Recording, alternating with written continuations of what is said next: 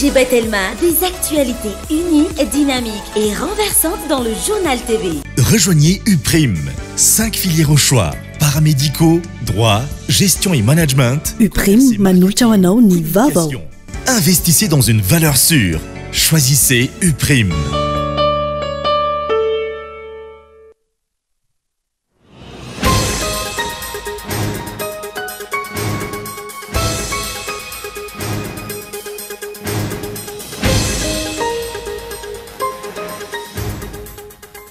Manongo tena ny maro eo anatrehany zava-misy eto amin'ny firenena amin'izao fotoana izao. Isan'izany ireo tia tandrazana tia hirotsaka ho solom-bavambahoaka, saingy tsy manam-bola noho ny fampiakarana ny caution roapolo tapitrisa ariary. Hamono ny demokrasia efa mitsolopolopo ny fampiakarana ny caution roapolo tapitrisa ariary ho an'ireo kandida ho solom-bavambahoaka ho ny fanehoan-kevitra ireo mpanao politika. Moto dimy sy fiara iray no maikila tanteraka ny ampy fampitihany Bronzandary nandritra ny savorivory tao Ankazomorotra distrikany Mandoto faritra Vakinakaratra. Miaina anaty fahasahiranana lalina noho ny fiakaran'ny rano maloto ny mporina ao Toamasina, ankoatra ny toeram-ponenana, Tibidrano ny toeram-piariana ka sahirana rabola ny tokantrano maro. Anivelany ny antso ireo firenena tandrefana namany anome fitaovam-piadiana indrindra ny arme de longue portée ny filoha ukrainiana nandritra ny fivoriam-be momba ny fandriam-pahalemana tao Allemagne. Ny antsy prian'izay.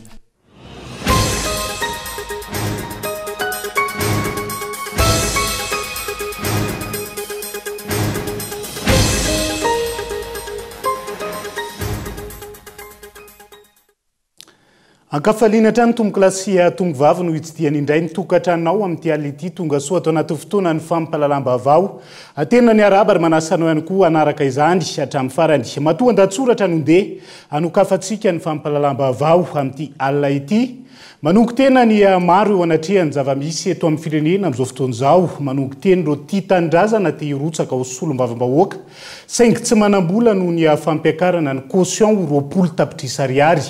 Manongo tena ny isa tokantrano miaina anaty fahatapahan-jiro sy orinasa maty antoka manoloana ny fikatsony ilay tetika sasa ofika, izay isany fanalahidy hamany olana herinaratra saingy ankasa.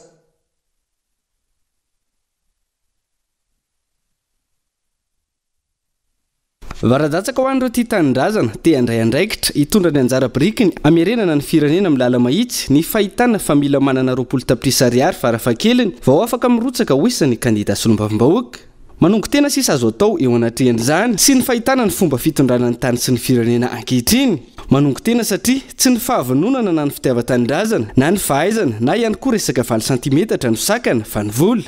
Vola izay raha atao kady tsotsotra raha io caution roapolo tapitrisa ariary io ampina ny vola ilaina amin'ny fampelezan-kevitra manodidina ny 5.30 tapitrisa ariary na 175 millions FMG no ilaina farafahakeliny ka tsy tena farany ambany sy mahay mitsitsy ny kandida. Fampelezan-kevitra nefa no resaka ary raha ny fomba mampanao ny teo aloha mila mizara t-shirt sy ny pitsopitsony rehetra miaraka amin'izay, ny peta-drindrina manerana ny fokotany sy ny commune mandafitra ny district, ny soloka ilaina amin'ny sonomobile sy ny maro hafa. Tsy resahana ny resaka mpanakanto sy ny fampelezan-kevitra alefa amin'ny haino vakijery. Manongo tena sisa ataon'ireo tia tanindrazana rehefa manao kady tsotsotra ny amin'ny hoenti-manana miara-midinika amin'ny ankohonany. Maro ireo mpampianatra, mpitsabo, mpiasa-panjakana, tanora vao navita fianarana sy ny vehivavy te ho fitaratra eny anivon'ny antenimera-pirenena no gina tamin'ity herinandro ity, tapina ny dao miaraka ny fomba fiteny. Mazava kosa ny lalana ho an'ireo mpanambola sy avaram-patana amin'ny fitondrana ary ireo mamadika aingana ny lokon'ny fanamiana aseho eny akanja satria mety tsy handray anjara indray na efa niomana amam-bolana sy amantonany maro aza ireo tsongon'olombolo raha amandreny ara-kevitra eny anivon'ny fiarahamonina miemotra satria tsy manana ny hoenti-manana. Raha izao trangan-javatra izao inona fa ny mpanambola loko tokana ny mety ho tazana eny amin'ny lapan'ny Tsimbazaza ary tsy azo dia tsy hita ihany koa ny paipaika amin'ny fifidianana io tahaka ny niseho tamin'ny fifidianana sy ny fifidianana farany teo.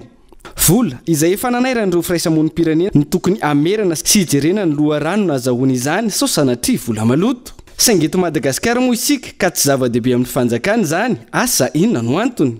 Antony izay efa iaraha malala ihany saingy aleo mangina ho ny olo-pirenena manongo tena no atao. Vola ny sakana ho an'ireo tia tanindrazana vonona amerina ny asiny anteny miram-pirenena fa asa vola ihany koa ve ny olana amin'ity resaka famana ny olana herinaratra ity ho ny fanontanian'ny mpanara-baovao. Eo am-pelantanany Andry Rajoelina amin'izao ny fanalahidy ampandena tsy ilay tetika asa saofika. Rehefa nizotra ny sy andava ny fifampidiniana tamin'ny fitondrana teo aloha, efa fevera ho ny fitenin'ny tanora ny amin'ny fiara-miasa eo amin'ity vondrona lehibe ity sy ny fitondram-panjakana amahana ny olana ny herinaratra eto Madagasikara izay mampikaikaika ny isa-tokantrano sy mamono antoka orinasa maro. Saingy akory ny agagana fa noraisiny Andry Rajoelina sy ny mpiaradia amin'ny tono tsy misy izany rehetra izany. Tsy norarahina ilay resaka continuité de l'État fa navena ny fifampidiniana ary nailika ilay orinasa Eiffage. Iverina ifampidinika tsy ho ela indray ny tompony andraikitry ny vondrona Neo na ny nouvelle énergie hydroélectrique de l'Unive sy Andry Rajoelina. Fa inona ny olana ho ny mpanara-baovao? Inona ny tsy fanarahana? Sao vola ho ton'ilay te hosolom-bavim-bahoaka? Sao tsy mifanalavitra amin'ilay raharaha Romigeta? Ihany zany fa ao ny mihevitra ihany koa fa miady ny tombontsoan'ny malagasy ny mpitondra ka izay no mampisatra ny raharaha. Ny rariana tsy vola ileve marika naseho hatr'izay ka ny vola no ampiresahany eto amin'ny firenena. Manongo tena ny vahoaka eo anatrehan'izany, ny anongo-tsongonany maty ny taotry ny andevimbelona. Io ihany koa no mahatonga ny herivelona samihafa tsy mbola sasatry ny miantso fifampitoniana sy fifampiresahana andaminana ny firenena isiny ny fitoniana makany amin'ny fampandrosoana.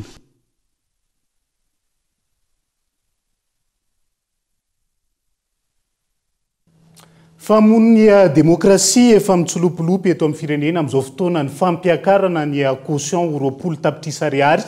ho an'ny kandida ho solom-bavim-bahoaka ho ny faneho-kevitra ireo mpanao politika tamin'ity androan'ity. Tsy ho lapa ny demokrasia intsony arak'izany ny eny anivo ny anteny meram-pirenena ary zary ho lasa anarany sisa izay malapa ny demokrasia izay fa ny mpanambola sy ny bizina no maro anisa izay ahina ampikorotana ny firenena raha ny fanadihadiana onona sainy.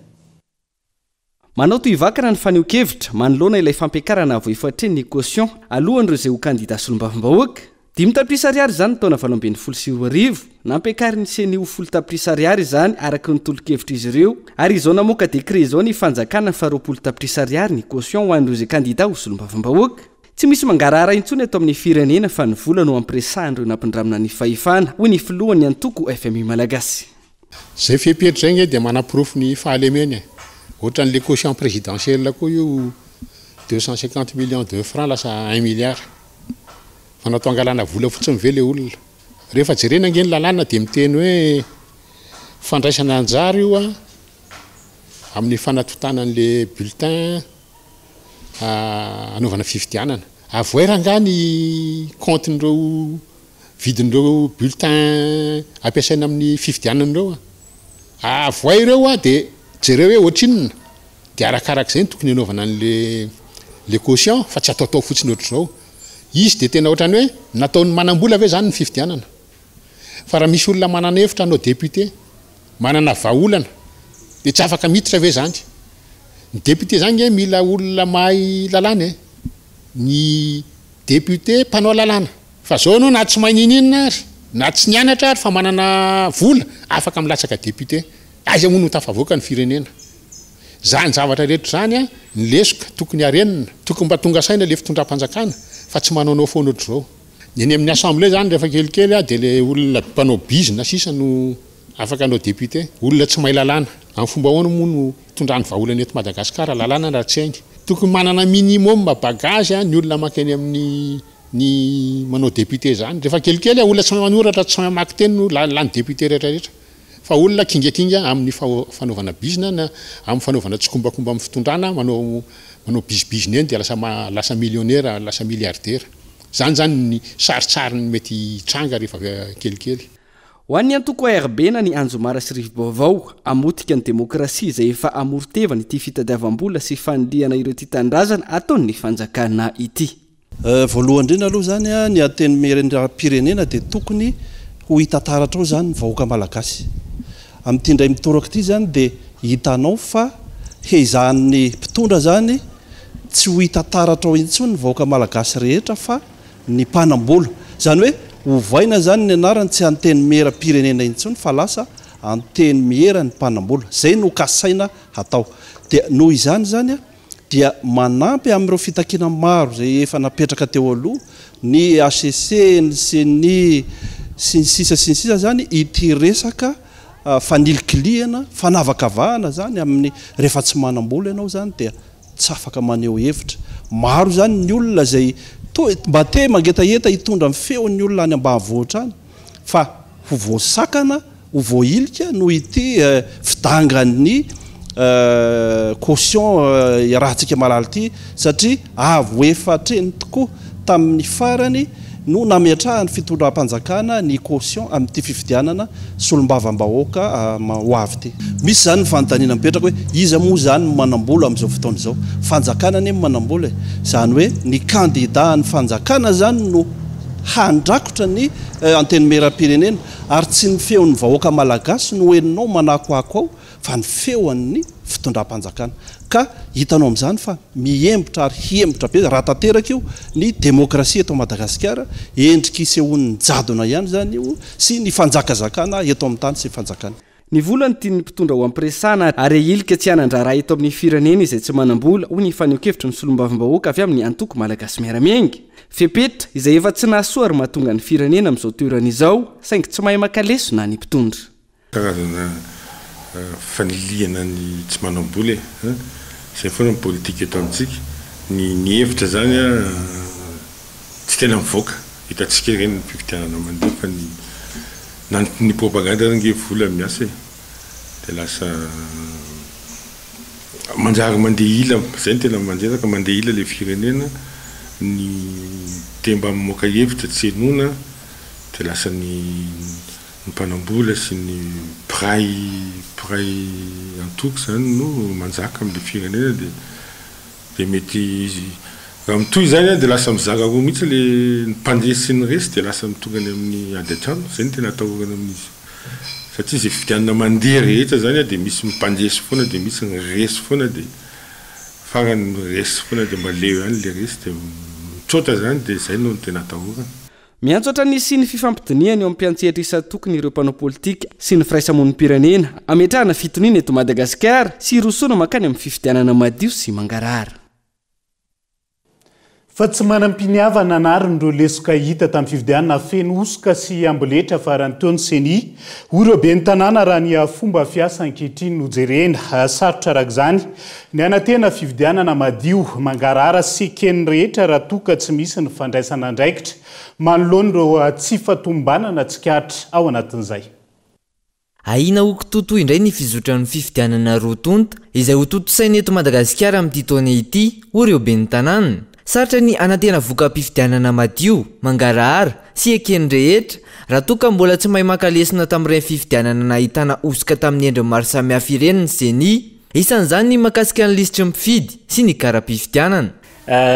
Anahoana no ataon'ny seni fantaniana ihany koa zany no apetraka ho an'ireo ilay olona izay vao misoratra anarana ao anatin'ny ralina izao ahazo ny kara-pifidianany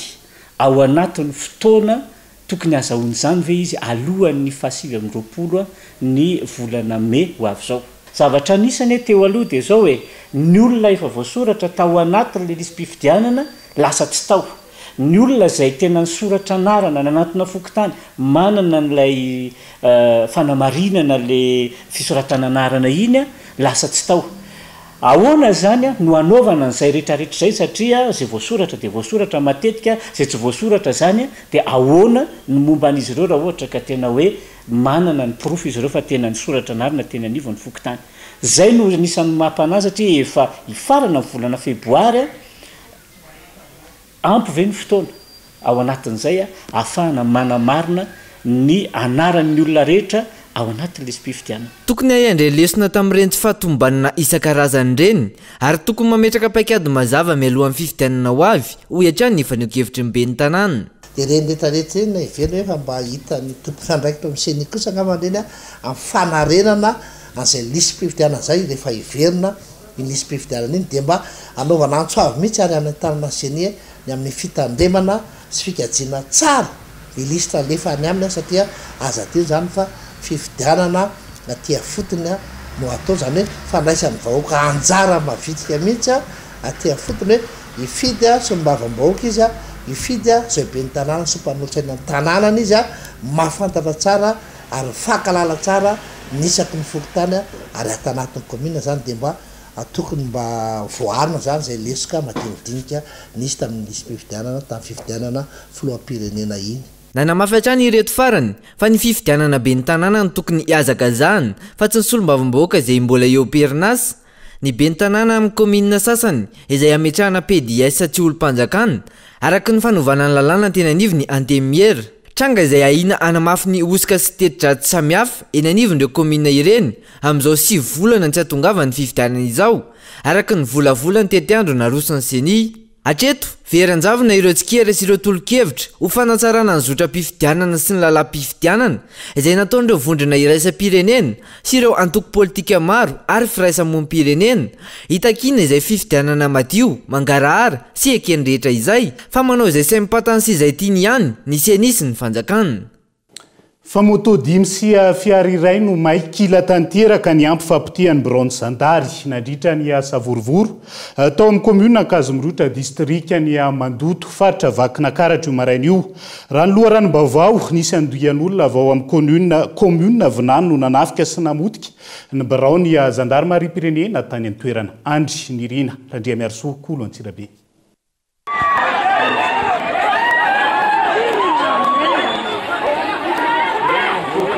Nitrangana Savorovoro tao amin'ny commune Kazomorotra distrika Mandoto faritra Vakinankaratra io maraina io Savorovoro makasika ny fahafatesan'ny lehilahy iray izay voalaza fa lavo mibalany Zandary tao amin'ny Fokotany Ivory commune Ambanivohitra Vinany distrika Mandoto tokony ho tamin'ny 10 ora maraina taorian'izay dia tezitra ireo andian'olona sy ny fianakavian'ity lehilahy ity izay avy ao amin'ny commune Vinany ka nandrohitra iazon'ny commune Kazomorotra izay misy ny tompon'ireo Zandary raha loharanom-baovao azo tany toerana dia notafian'ireo andian'olona ireo ny tompon'ny Zandarmarie-pirenena ary moto dimy sy fiara iray no ahitanteraka ary simba avokoa ireo entana tao amin'ity birao ity raha ny fanazavana azo avy amin'ny ben'ny tanàna ny Kazomorotra le zavatra teny hoe ny Andohany angamba tsy de fantatra satria lizy manko tsy teta amin'ny commune anay ny tena niasony satria avy eny amin'ny commune Vinany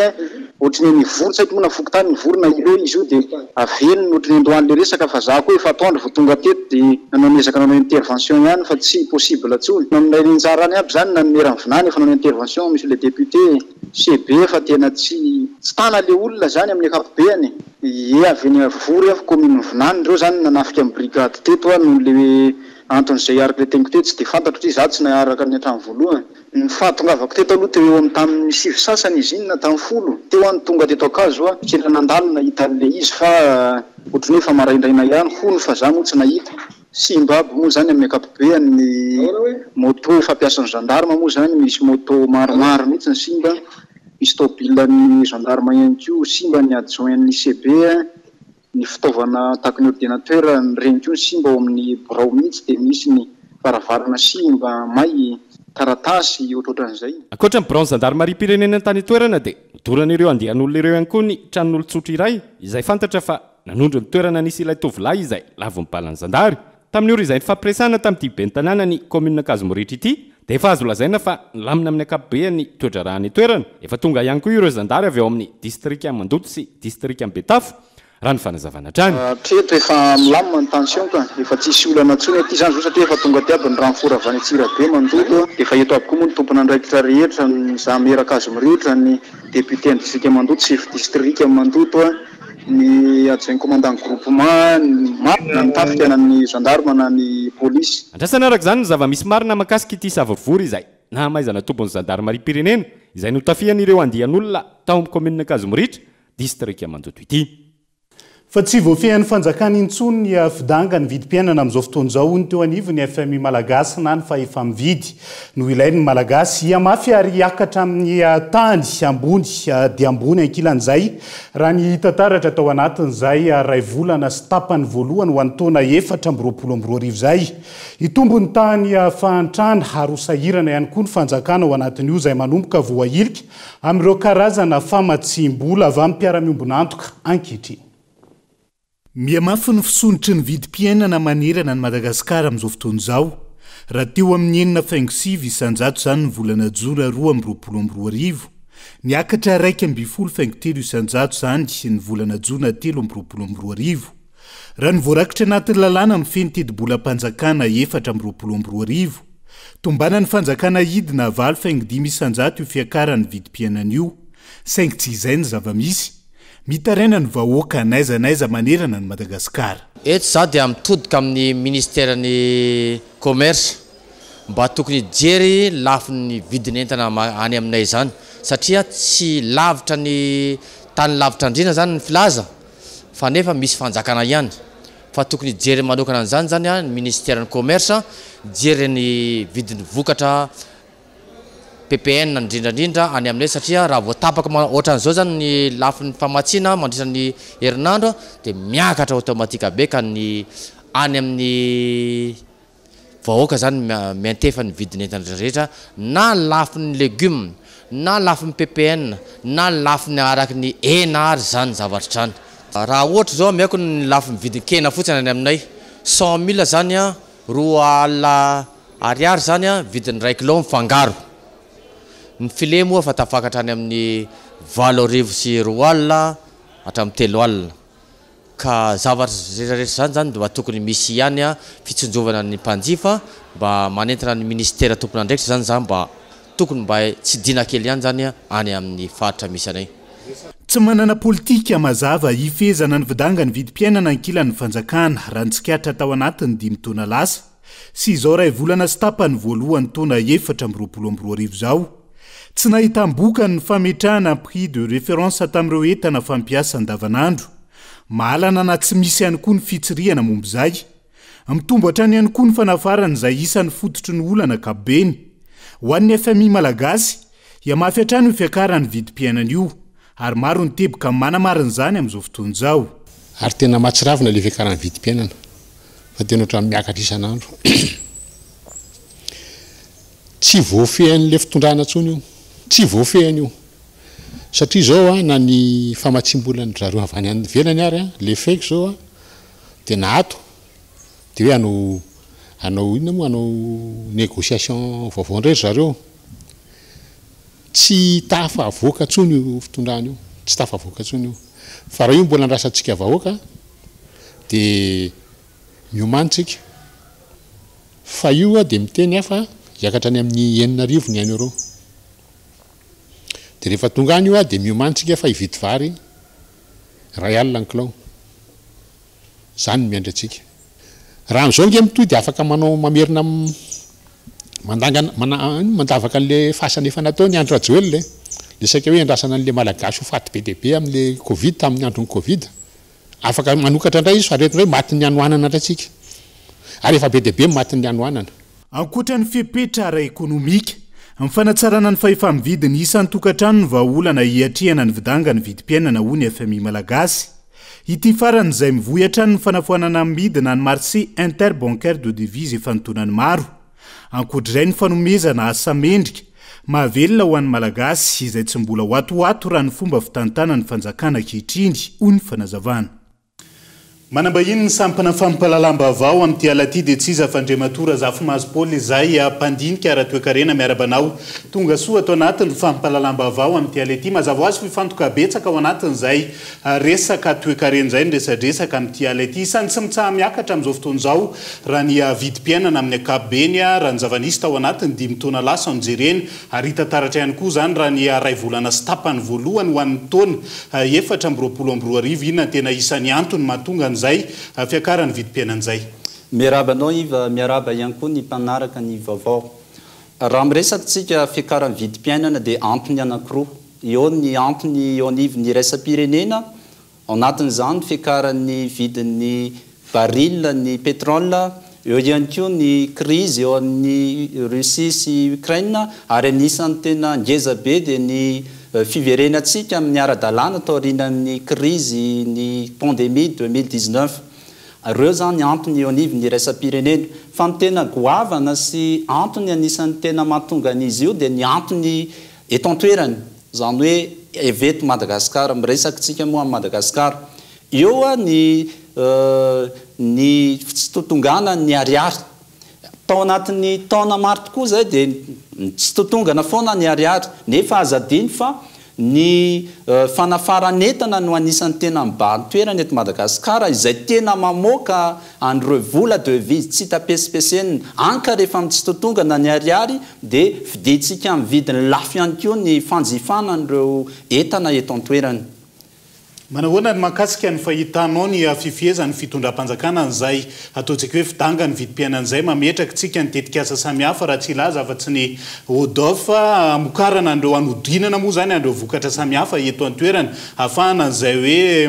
mamaly zany ny filana eto an-toerana amin'izao fotoan'izao manahoana ny fahitanao andreo paikady isan'ny tokony misy tokoa ny vahaolana izay hoetin'ny fanjakana amin'izao fotoan'izao ny eo ny fidinana ifotony amin'ny fijerena fitsirihana an'ireo vidinetana eo ihany koa ny tetikasa odof ho an'ny district ho an'ny factory fa ny tena olana dia iverenako ilay tetikasa odof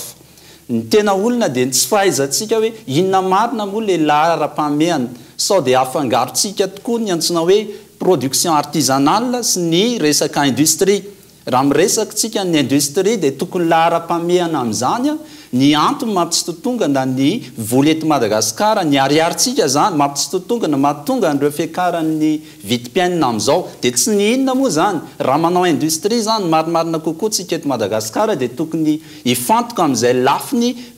famokarana an'ireo filana fototra na lay antsoina hoe produit de première nécessité ao anatin'izany ny famokarana an'ireo savony ny siramamy ny menaka ary tena anisan'ny goavana anisan'ny tena mahatonga ny fivoahan'ny vola vahiny eto Madagasikara dia ny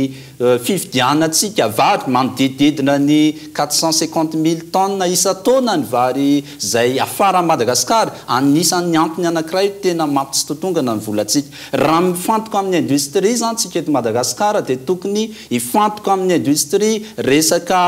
fanampiana famokarana an'ireo materialy izay ilain'ireo tantsaha ahafahantsika manosika amin'ny famokarana an'izay vary zay eto Madagasikara mba hahatonga antsika tokoa ho tanteraka ilay hoe ho sangantsika eto Afrika raha tsona zany tsy manana an'izay tena karazana statut ana industrie zay le industrie apetraka ao anatiny ty resaka odof ty ve tsy vaovao io namana iva ty resaka tetikasa ty fa mitovy amin'ilay tetikasa teo aloha izay fanampiana kely an'ireo famokarana anatiny an'ireo izay mpamokatra madinika na lay atsoantsika hoe production artisanale fa raha miresaka tsika industrie zany dia mahenika ny tsena ato anatiny iray manontolo aloha ary eo ihany koa ny resaka fanonjanana n'izay vokaritsika ato anatin'ny industrie zay ary ny tena mampanariny namana iva dia ty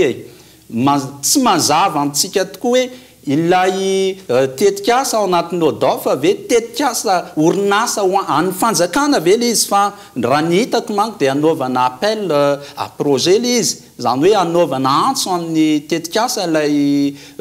tetikasa odof io mila mazava tsara zany hoe an'ny fanjakana ve le izy sa ho fanampiana an'ireo sy ampiariana tsy miankina dia mila mazava tsara zay fa raha fanjakana dia tokony mazava tsara ny tantana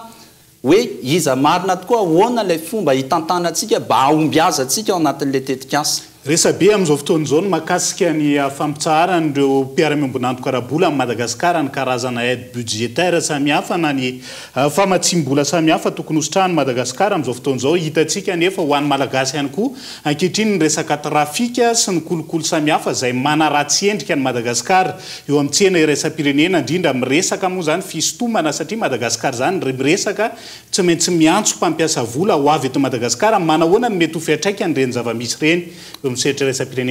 azadiny fa raha miresaka tsika hoe mpamatsy vola dia anisan'ny condition izay takian'ireo mpamatsy vola ireo dia ny état de droit ny tanitandalana eo ihany koa ny bonne gouvernance ny fanjakana tsara tantana tato anatin'ny fotoana maro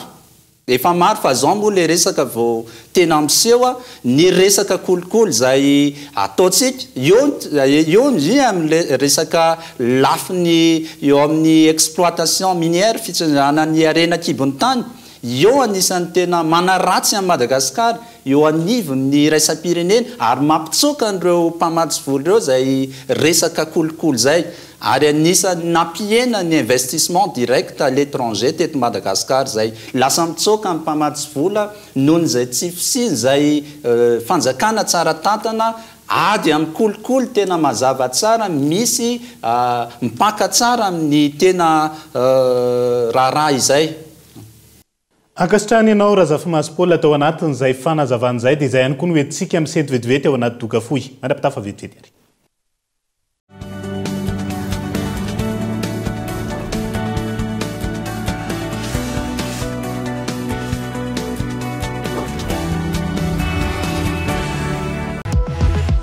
efa miandranao amin'ny telma ny smartphone raitra dia raitra Samsung A04e sady afaka lohanao tsikelikely mandritra ny enina na 5 na 12 volana mbola mahazo bonus 50 mégabe zao ianao miaraka amin'ny Zara cadeau ary indrao ny toe-bolanao manomboka amin'ny 10,400 ariary isan'andro tonga vaingana any amin'ny Telma Shop.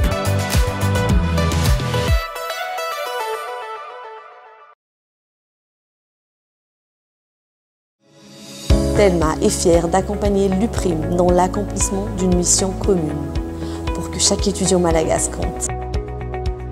Baobab Banque Madagascar et l'université UPRIM forment un partenariat solide depuis 9 ans. Ensemble, libérons le potentiel de l'UPRIM. UPRIM a été l'un des pionniers du système éducatif à avoir été convaincu de la solution MVOL. Nous nous engageons à maintenir cette collaboration fructueuse et à façonner ensemble un avenir éducatif brillant et sans limite. Tananamano Madagascar et UPRIM, main dans la main pour l'éducation de nos jeunes paramédicaux à Madagascar. Ensemble, rallumons la flamme de l'éducation à Madagascar. Vous aussi, décidez d'avancer aux côtés des grands. Rejoignez UPRIM. 5 filières au choix. Paramédicaux, droit, gestion et management, commerce et marketing, communication. Investissez dans une valeur sûre. Choisissez UPRIM.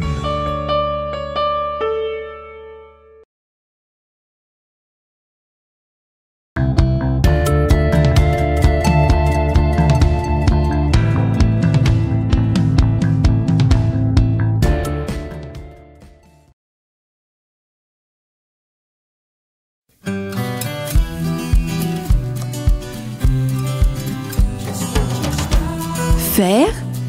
5. Calcium et vitamine A avec une bonne dose de rire. Une recette source de 4 nutriments essentiels. Parce qu'il faut de bonnes choses pour bien grandir. La vache qui rit parce que c'est bon de rire.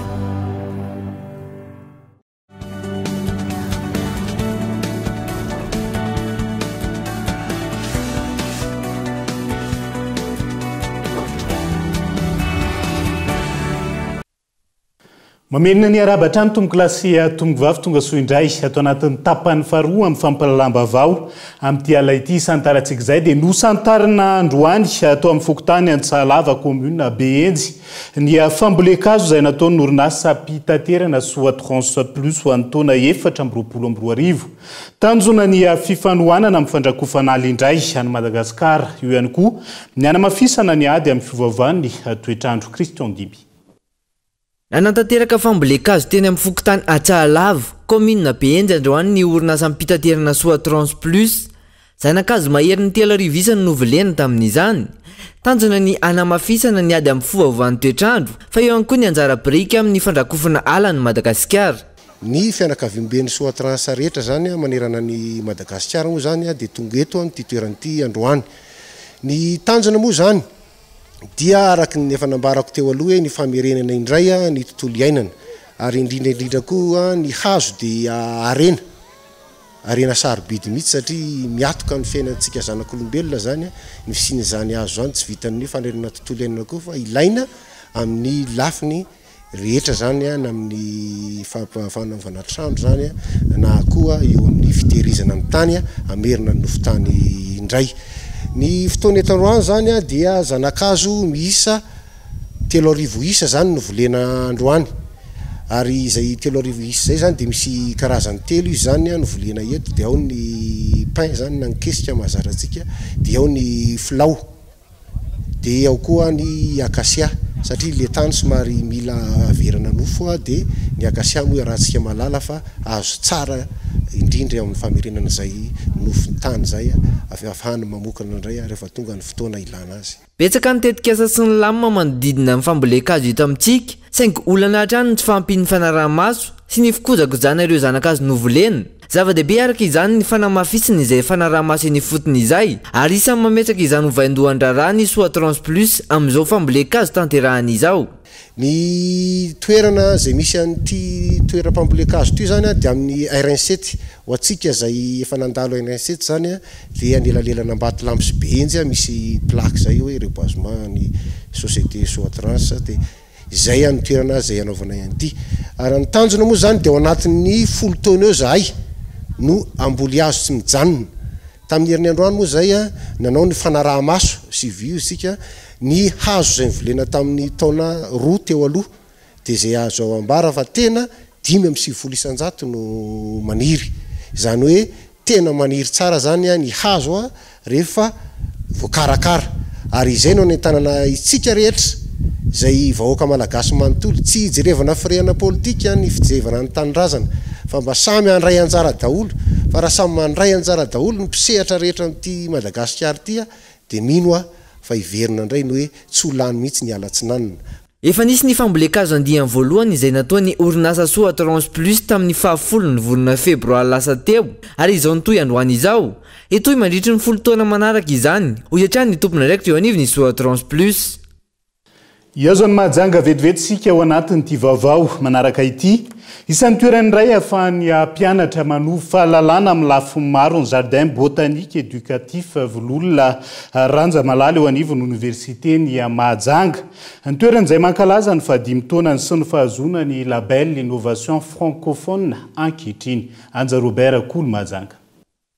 Ny voatratrany ny jardin botanique éducatif Vololona Ranjamalala eny amin'ny université ny Mahajanga hatramin'ny nisiny tamin'ny taona 2024 ka hatramin'izao. Feno 5 taona ny GBE Vololona Ranjamalala teo ihany koa ny fankalazana ny nazahoana ny label innovation responsable francophone. Tao anatin'izay 5 taona izay dia nisy fivoarana be amin'ny jardin botanique anazy dia midika hoe fampiratina zava-maniry velona. Raha ohatra ka ny anga tamina zava-maniry velona 80 tamin'izany fotoan'izany ny karazany tamin'ny 2024 dia efa mahatratra 630 zao karazana zava-maniry ato amin'ity jardin botanique ity ary ny 630 isanjato amin'ireo dia any malagasy tanteraka izany hoe tsy hita ny velany fa any Madagasikara rery ihany. Zava-dehibe zany satria vokatry ny fiara-miasa amin'ny mpiara-miombonantoka, fiara-miasa amin'ny mpampianatra samy mpampianatra, ny malagasy samy malagasy dia misy zany ny famatsiana foana karazana voana zava-maniry na karazana zava-maniry mihitsy matoa miakatra ohatran'izay zany misy zava-maniry velona izay maniry aranty ianaran'ny mpianatra na eto ny université ny Mahajanga zany na avy any ivelany na ankizy zany na ny mpandala sy mpitia zava-maniry tsotra zao tonga ato mianatra dia zava-dehibe ho anay izay. Karazana zava-maniry maro no hita ao amin'ny jardin botanique éducatif Vololona Ranjamalala eto Mahajanga ka ireo zava-maniry azo atao fanafody no anisany nazahoana izay label innovation responsable izay nokarakarain'ny AUF izay. Zany hoe karazana fifaninanana iraisam-pirenena tetikasa mikasika ny Covid-19 dia ny nentina nanehoana zany hoe zava-maniry izay nampiasain'ny olona rehetra tamin'ny Covid-19 teto Mahajanga sy ny manodidina dia ireo zava-maniry ireo nefa tsy fantatry ny olona akory izy mbola velona fa izy efa amidy tapakazo, tambavy sy huile essentielle anaty tavoahangy ny alalan'ny olona azy dia naranty tato zany maniry ato mihitsy zany dia zay zany anisany nazahoana le label innovation francophone responsable. Azo tsidin'ny olona rehetra indrindra fa ireo mpianatra ity jardin botanique éducatif eny anivon'ny université ny Mahajanga ity. Maty amin'ny université azy dia ny mpianatra eto amin'ny université zany no voalohany indrindra tompon'izy ity zay miditra membre rato satria tahaka ny bibliotèque leny le izy fianarana dia mila miditra membre ny ankizy. Ny akoatran'izay dia afaka mitsidika aty ny public indrindra amin'ny herinandro zay misy ny porte ouverte tsy andoavam-bola zany amin'io fa raha tapitra io herinandro zany dia afaka mitsidika ihany koa ny olona fa misy fandraisana anjara ny miditra ato. Nisy ihany koa ny conférence fampahafantarana ny anjara asan'ny jardin botanique éducatif Vololona Ranjamalala izay natao tetsy amin'ny Alliance française ary nahaliana ny maro tokoa izany. Toerana mahafinaritra feno zava-maniry manana ny tantarany sy mampiavaka azy ny jardin botanique éducatif Vololona Ranjamalala izay eny amin'ny université ny Mahajanga ka tongava ary mitsidika fa mamaim-poana izany mandritry ny herinandro ny 7 ny volana febroary izao. Fatontosany fifanaovantsony mpiaramiasa teo amin'ny orinasa Énergie Solution sy ny première agence de microfinance ho fampiroboroboana ny fampiasana ny govomaitso eto Madagasikara avy amin'izao fiara-miasa eo amin'ny rotonta izao azo nisa tokantrano ataona ireo orinasa manana olana mahakasika ny herinaratra ny maka ireo entana mamokatra herinaratra mandeha amin'ny herin'ny masoandro ao amin'ny Énergie Solution ary mandoa zany araka ny fahefandy amin'ny fifanarahana amin'ny pamfa tanjona ny ampiroboroboana ny fampiasana an'izay angovo azo avozan'izay eto Madagasikara andao raha antsika ny fanampanazavana fanamorana ny mpanjifa amin'ny fahafahana mampiasa ny herinaratra mandeha amin'ny masoandro miaraka amin'ny Énergie Solution satria fantatrareo tsara moa fa amin'izao andro iainantsika zao dia tokony amorana izany fahafahana mampiasa ny angovo maitso zany amin'ny fiainana andavanandro ka raha tsy misy ny fiaraha-miasa ohatran'izao dia sarotra be no hahafahan'ny orinasa majinika na orinasa salasala na ny tokantrano ampiasa azy nefa misy vokatsoa be dehibe eo amin'ny fiainana andavanandro raha tsy miteny amin'ny hoe fahafahana miasa tsisy fahatapahana sy ny fiarovana ny tontolo iainana amin'ny ankapobeny ny fanamorana sy fanomezana tolotra ara-bola fanamorana ny fahazona an'ilay fitaovana izay ananany Énergie Solution fahaiza-manao. Iazo ny tohamasina vetivetsika ao anatin'ny akony ora mikija atao anatin'ny andro maro zay manampitrotraka ny fahasahiranam-bahoaka ny fiandronan'ny rano maloto ao tohamasina amin'izao fotoana izao fokotany maro no dibo-drano tanteraka efa ho efatra andro zay ankoatra ny aretina izay ahina irongatra ihany koa saika difotra ny rano maloto ny toeram-piariana izay iveloman'olona maro ka tapaka ny fidiram-bola ho an'ny tokantrano maro ao anatin'izay Elinora Zafimanana Kolo tohamasina. Efatrandro izay no ny ainana ny ranomaloto sady maimbo ho an'ny eto Ankiriravara parcelle 1151, 1156 ary ny 1158. Miamafy ny fahasahiranany poniny ary miatra manaina satria ny fiariana mihitsy no mihitsoka ao anaty rano. Tegna sahirana alonga zay sahirana entana jiaby potika daholo entana jiaby tsisy raha voarano mihitsy hatramina kopin-jaza lamban-jaza carnet jiaby antota taratasy jiaby simba na rano be daholo zay kato tegna sahirana. Natarany sotrona ary ataorany so dia mahazo aretina maloto daholo any hitanareo amin'izao entinanay simba daholo le zaza tegna mampalahelo le zaza agnatin'ny tsy fisim-bola mbola sesin'ny rano be na tany andrahoana koa tsisy sahirana tady vola alonga potika zay zao mivarotra na tany varotana zao tsisy mihitsy zay mivarotra devant tsisy tany andeha varotana zao vokotra ny rano be zao. Tegna sahirana zay zao hitanao maso zao zany ny ramazo any amin'ny rano simba be antagna jiaby ny fomba fivelomany ato zany magnano zay jetrikely io machine io dia izy ake io dia tsy afaka miasa efa misy firy andro zay dia ny agny ambadika agny ny tragno finanana lakozia ino efa milefa zany fa tsisy tany andrahoagna dia mihinan-kanina an-dragnon'olo sady mandry an-dragnon'olo le zaza madinika jiaby alefa akany fa za raiky fogna zany mandry aketo satria le entana zany atahoragna koa zany so dia dimbiazany sasa fahasahiranana efa nisy teo vao maika mafy mitombo be le fahasahiranana satria mihinam-bola fogna zany aketo nefa le vola 3 andro efatrandro efa hoerinandro zay lany ny vola tsisy ny ampidiram-bola tsisy rano fisotro ny aketo misy fontaine rifa matetika mena be le rano dia mampatahotra hoanigna fogna i rano le amin'ny fontaine io ka tsy fantatra hoanigna magnahy azy zany hoe mbola arary ve amin'ny mahafaranty sa tsy arary fa hoanigna fogna. Ny sakafo sy rano fisotro ny sakafo zany aloha dia efa ankapobeny efa tsy ho isy satria le favian'le rano androandro aligny tsy regny mihitsy dia vary mipetraka an-drankorany dia vary angony dia legna rano vary mihitsy zao problème manay sakafo zany andro le stemo zao mbola tsy faravolagna fa sahiranana zany efa fois 1000 zao eto mahay mitombo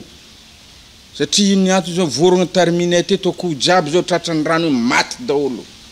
ary rano matinao aty amina rano maloto izao na toroko anao fa antoantoandro tonga aketo fa raha andro mandrendraigna anao aketo mahitanao tanotany sase jiaby ndesin'ny rano aketo tay daholo agnatin'io fa e zava-misy izao dia ity rano be ty zany manjoana eto io mizala hay traboina mba mangataka aminareo fazakana izasa hay amin'gnanjitanareo an'ity rano tiky satria fizalia fahoregny iaignanay agnatin'ny rano tongotrinay manomboky maraigny de matoram-pandrina iahay zay vao mialagny rano zany tombokinay io zao de fizalia da tena rano maloto misy troanay satria pompe tany zany de niletika agnatin'ny rano ao sisy azo atao gname rano aloha zahay eto amin'ny rano to sahiragna be zay mandritry misy efatrandro zay sahiragna miaigna agnaty rano fogna zahay samba toriagna efa tsisy ambony fandriagna fogna zahay miaigna mandry samba tongotro jiaby fokotra mihinam-bary zay agnaty rano foa samba tanotoriagna efa tsisy sahiragna be zay zao ny rano hetriky gn'andila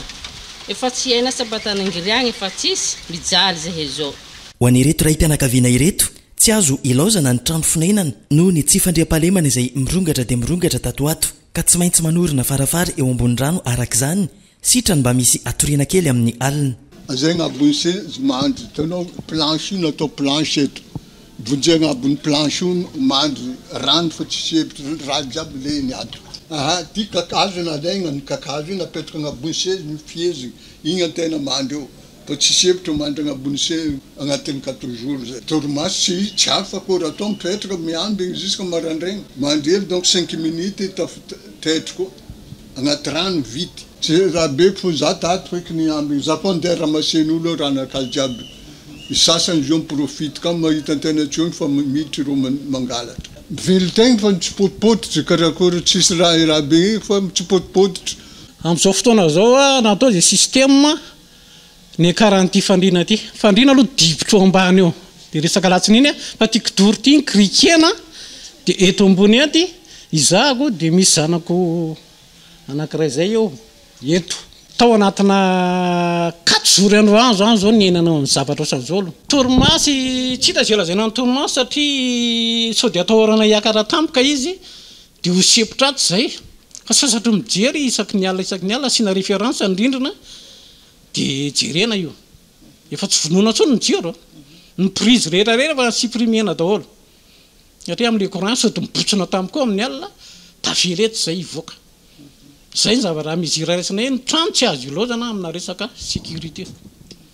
tena mamay be ampartianay akiriry avaratra ty de mahandro eo ambony latabatra krikena eo ambony rano isan'izao no mihinana ao de avy ao rehefa masaka hanina raha voky de solona reto nakanjetina matora satria iakatreto atoreto de mila akanjo maina zany de resaka pisoara zany efa tonga de atsifitsifitra fotsiny amin'ny alina fa tsisy tany anaovana azy tsony eo anaty pona WC zany efa déborde 4 jours lasa zay efa mamoaka fofona zao ato aminay ato tsy misy lalaka voahana ny rano maloto ka mahatonga izao dibo-drano maharitra izao tototry ny fototra fitasan'olom-bitsy ny lalana tokony voahan'ny rano raha ny fitaraina ny iretom-ponina ireto misy by zao tokony sokafa fanjakana efa tsy ny ela mihitsy io ny lalana mamoaka ny rano eto amin'ity parcelle 51 56 fa tsy atekiriry zany fa tsy jeren'ny fitondrana mihitsy le izy fa de resaka vondro davanandro fotsiny natao amin'le famohanan'le rano amin'le motopompe io zany tsy de vahaolana aminay fa le bus mihitsy ny tena hovakina aleo hiala daholo zay olana metraka fototra-fitrasa amin'iny bus iny nisy nanampina le bus nanaovan'ny zareo trano nanaovan'ny zareo lakoro de io zany tokony alana io tokony averina amin'ny taloha fa anatin'ny plan urbanisme mihitsy bus io de tokony mba hisokatra io fa mijalo ny vahoaka ty isataona raha voavo ny rano de zao foana na fivelomana tsisy tsy afaka miasa vahoaka ny eto amin'io zany de manao aloha zany ny commune manao ny azo atao fa nalana rano fa tsy mavita izy ireo tsy araka tsony le izy nisy bizo efa tena fahatolo efa tena faela tamin'ny faritra ary mivoaka ary amin'ny scolopondre tary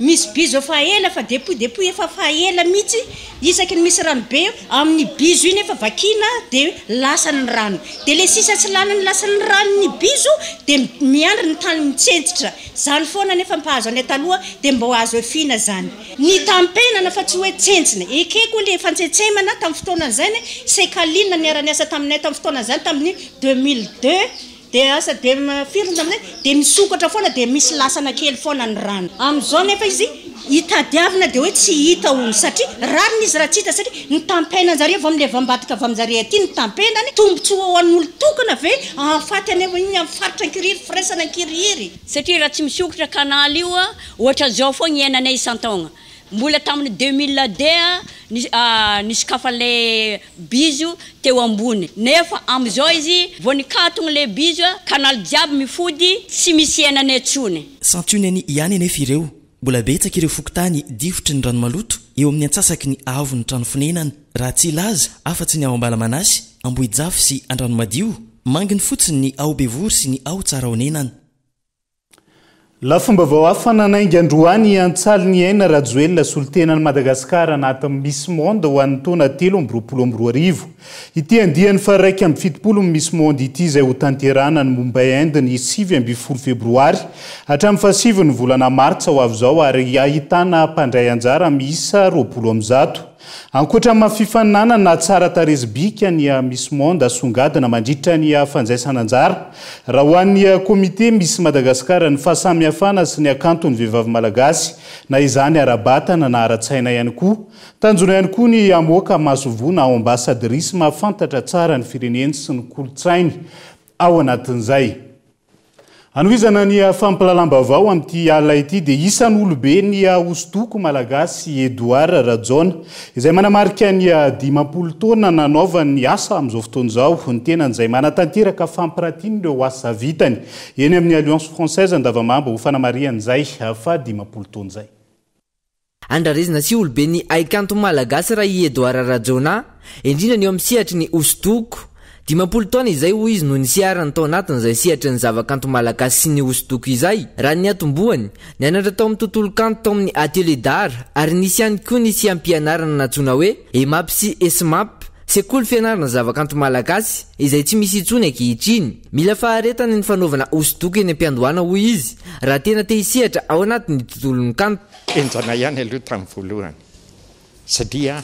manao izay itiavan'ny olona any zavatra ataonao ianao